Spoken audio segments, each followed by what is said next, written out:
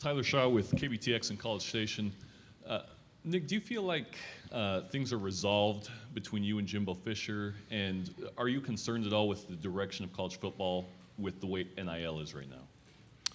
Well, first of all, I have no issues or problems with Jimbo. He's done a great job at A&M. He did a great job for us. I always take criticisms or whatever in a positive way to self-assess me personally in terms of maybe there is something that I could do better. And so any comments that anybody makes, you or any coach, I always take into consideration. So, but there is no issues or problems. I've spoke on this subject of, name, image, and likeness is a great thing for players, and I'm all for players having the opportunity to create whatever value they can create for themselves. And our players did extremely well last year. I think they made over $3 million in name, image, and likeness. And but I do think that the concerns are, there has to be some guidelines that sort of protect competitive balance, in how we do this. And the advent of collectives has created a way for third parties to make contributions to marketing organizations who can create opportunities for players, which I think is a good thing. I don't think it's a bad thing at all. Creates opportunities for players. That's a good thing. I think when it's used in recruiting and players start making choices and decisions based on promises that are made in name, image, and likeness, I'm not sure that is a good thing. So I do think there needs to be some guidelines, in that. And I think there needs to be transparency in, how all that's done. And I do think there needs to be some protection for players when it comes to people who represent them and third parties who are involved, people who get between, the money and the player, because those people have a responsibility and obligation to professionally represent the players in a first-class way. And right now we have no guidelines for any of these things, and I think that's a bit of a concern. To your left, front row, Coach. Hey, Coach, Jacques Doucet, WAP-TV in Baton Rouge. So many great coaches in this league already. I just want to get your thoughts on Brian Kelly from Notre Dame coming to LSU and what he brings to the conference. Brian Kelly is an outstanding coach, really good person. We played Notre Dame a couple times in the playoffs at Alabama, and their teams are always extremely well coached, very competitive, had the right kind of mindset in terms of how they went out there and performed and how they played, very disciplined in terms of how they went out and executed. So I have the utmost respect for Brian Kelly and the job that he'll do at LSU. To your right, Coach, second row. Coach, last week, Anwar Richardson, OrangeBloods.com. Last week at Big 12 Media Days, Coach Sarkisian said he wouldn't be there without you. I wondered if you could maybe talk about the relationship that you had with Sark when he was on your staff, why you decided to bring him on, and maybe talk about the game that you guys will be traveling and playing in Texas in week 2. Yeah, well, Sark did, is one of the finest coaches that we've ever had on our staff. Did an outstanding job, does a good job with player relations, very well organized, very good play caller on game day. Just did a fantastic job. So really excited for him and his family that, he got the opportunity to go to Texas. And I know they're going to have a really challenging team, for us next year. It's going to be, a very competitive game, which I'm sure their players are looking forward to and our players are looking forward to, which is what makes college football great. But I have a really good relationship with Sark. He always very, very respectful of, the head coach, our relationship, the principles and values of the organization that he sort of instilled in the players and reinforced in a positive way. So I can't say enough good things about, Sark. And, how he contributed to the program and the success that I think he'll have at Texas. Front row here, and then we'll go to the gentleman next. Good morning, Coach. E.P. Stedham, WHEP, Foley, Alabama. Coach, you've scouted hundreds, if not thousands, of players in your career. Can you recall those initial thoughts about Will Anderson Jr. and Bryce Young and the players they've become at Alabama? Yeah, well, you know, Bryce was an outstanding player, you know, in high school. I think they won a state championship, lost the state championship in the finals, but you know, he was very productive, very collected in how he sort of led his team and the choices and decisions that he made, and played the position a lot like a point guard in terms of, you know, how he distributed the ball in the right places to the right people at the right time and very accurately. And you know, he's got all the right stuff when it comes to the kind of competitor he is, the kind of preparation that he does, the work ethic that he has to continue to try to improve. So I can't say enough good things about the kind of player he was in high school and his attitude about how he's developed, you know, as a college player. Will Anderson, you know, we thought for us, because we play a 3-4, was a perfect fit, you know, for the outside linebacker position, which, you know, if you don't play a 3-4, you know, some of those guys have to become defensive ends or they have to become stand-up inside stack backers. So guys like Will Anderson can make a tremendous impact on our team. And he was an outstanding player in high school. But here's another guy that has A+ character, A+ work ethic, really good leadership qualities in terms of the example that he sets and how he impacts and affects other people in a positive way. And he's also a hard worker and a guy that's driven, you know, every day to try to improve and be the best player that he can be. So you're talking about talented guys that have all the right stuff to develop their talent to be the best that they can be. And these guys have tremendous pride in performance. And I could never been happier with two guys in terms of what they mean to the program, how they've represented the program, what they've done to impact the people around them in the program. Front row, coach, left.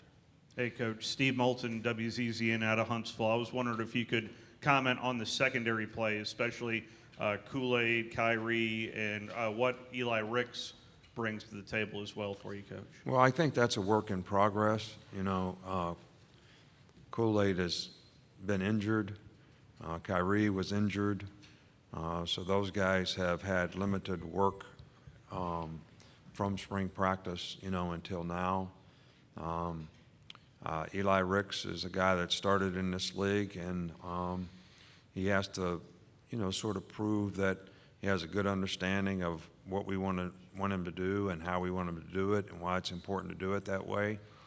But I do think that those guys, those three guys' development is going to be critical to, you know, the success of our team. And I'm not disappointed in where they are right now, but I do think we need to continue to make progress at that position if we're going to get the kind of consistency and performance that we need to do the things that we'd like to do defensively. Front row, coach, to your right. Go ahead. Hi, Coach. I'm Dick Cox with Indy Sports and Cox Sports Broadcasting. Coach, if somebody did not know anything at all about Nick Saban, what would be the most important thing you would want them to know? How well I clean house. I've been cleaning house, you know, on vacation. I get a list every day. I try to play golf in the morning. Miss Terry gives me a list when I get back, and run the sweeper, take out the garbage, pledge the refrigerator. You know, nobody knows how well I do all those things. On the left, coach, back row. Good morning, Coach. Jacob Goins from ESPN 106.7 in Auburn. You have Bryce Young coming back after winning the Heisman Trophy last year, but of course falling short in the national championship game. What do you expect to see different from Bryce Young from last year to this year on the field?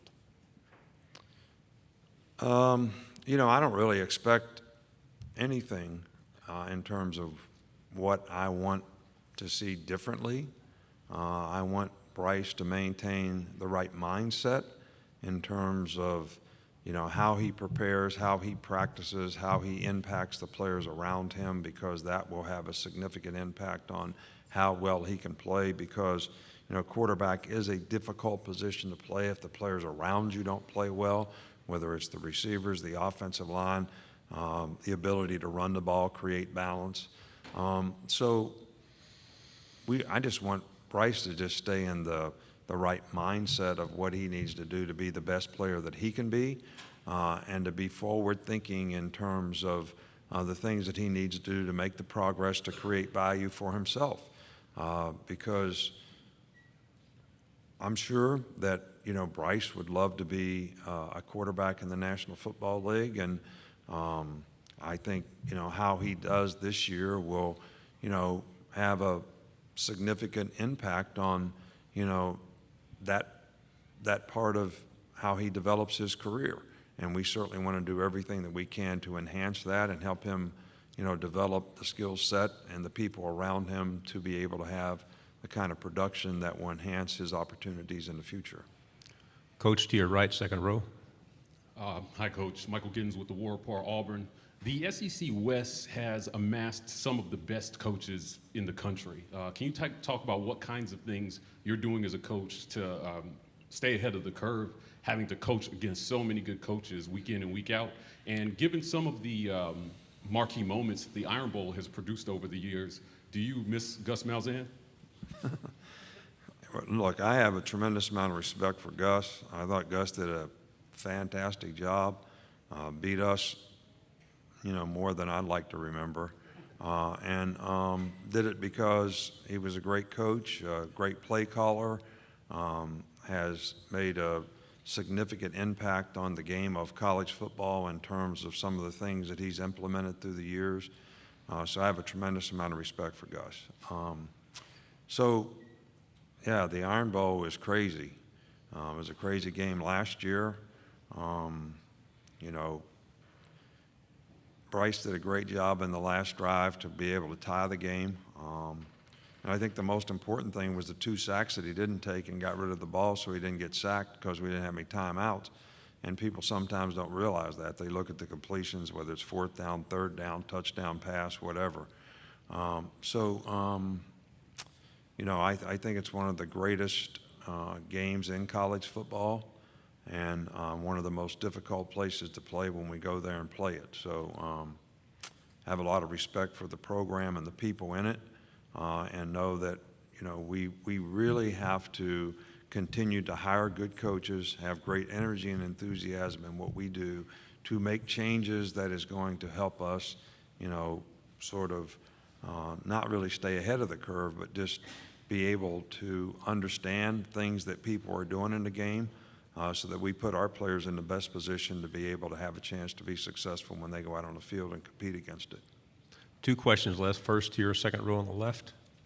Hey, Nick. John Sokoloff with WCBI TV in Columbus, Mississippi. You keep harping on the competitive balance that's necessary for the NIL, and Lane Kiffin yesterday mentioned that he thinks that there should be a salary cap for the NIL and that would help. What do you think of that idea?